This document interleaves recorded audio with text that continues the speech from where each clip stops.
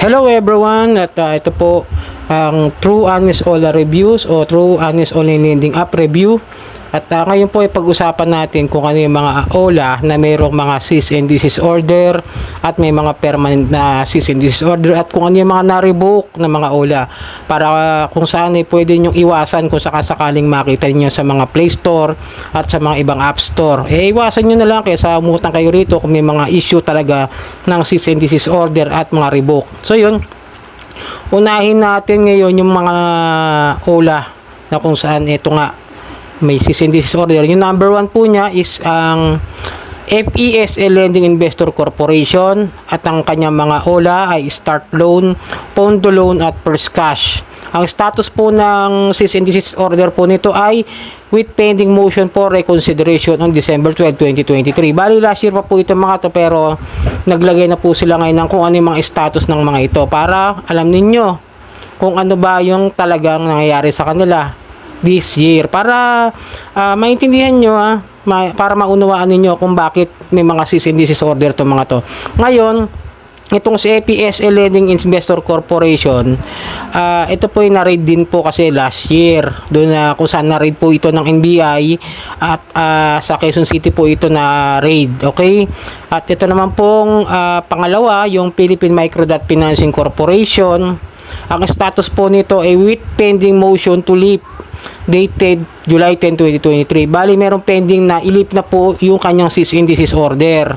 Okay, parang maabsuelto na siguro to kung may mga issue ito, kung may mga harassment at kung may mga reklamo. Ito po yung mga kanyang mga online lending platform ng Philippine Microdat Financing Corporation. Okay, ang mga online, ang OLA po niya ay ang pautang peso, borrow peso, king loan, loan peso, lend peso market, loan quick, cash cloud, cash star, pre peso, going loans at peso network at red cash po. Yun po yung kanyang mga OLA ng Philippine Microdat Financing Corporation.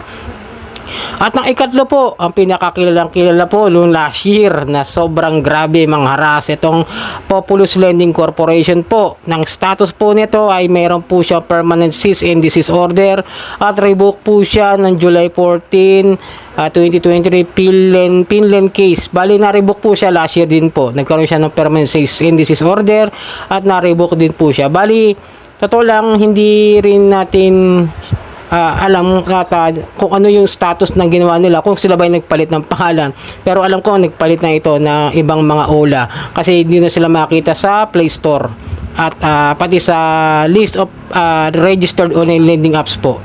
Okay, at ito po yung pang-apat, yung Surety Cash Lending Investors Corporation. Ang status po ng Surety Cash ay with pending motion for reconsideration on December 4, 2023. Bali naghihintay rin po ito ng apila kung magiging maayos ba o maibabalik yung matatanggal yung kanilang cease and desist order. At yung OLA niyan is syempre si Surety Cash. Yun lang po. At yung number 5, si U Peso Lending Corporation po.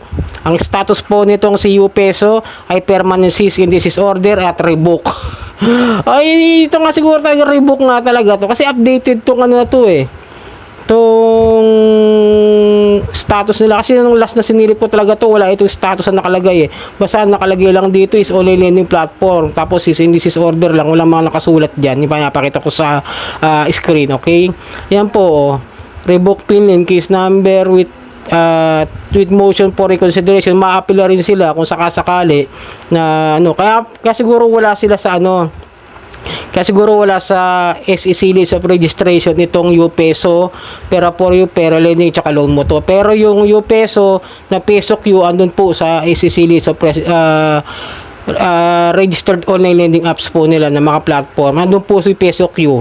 Yun nga lang, medyo tricky talaga tong si U-Peso, no? Ito, biruin nyo, may nakasulat dito revoke, pero andun po yung niya, yung isang OLA, yung Peso Q, do sa list of registered online lending apps. So yun, sana nakapagbigay ako ng update sa inyo para kung sakasakali makita man kayo mga OLA na merong cease and desist order, iwasan nyo na lang po. At kaya po yan may mga cease and desist order dahil sa mga paglabag din sa unfair debt collection practices at sa mga matataas na mga interest rate. So yun mga nakasanayan, sorry ibang channel ko nga pa ito. Pero syempre maraming salamat po sa pagsuporta at pagsubaybay dito sa aking channel, True Honest OLA Reviews. Sana po suportahan po ninyo at hanggang sa muli.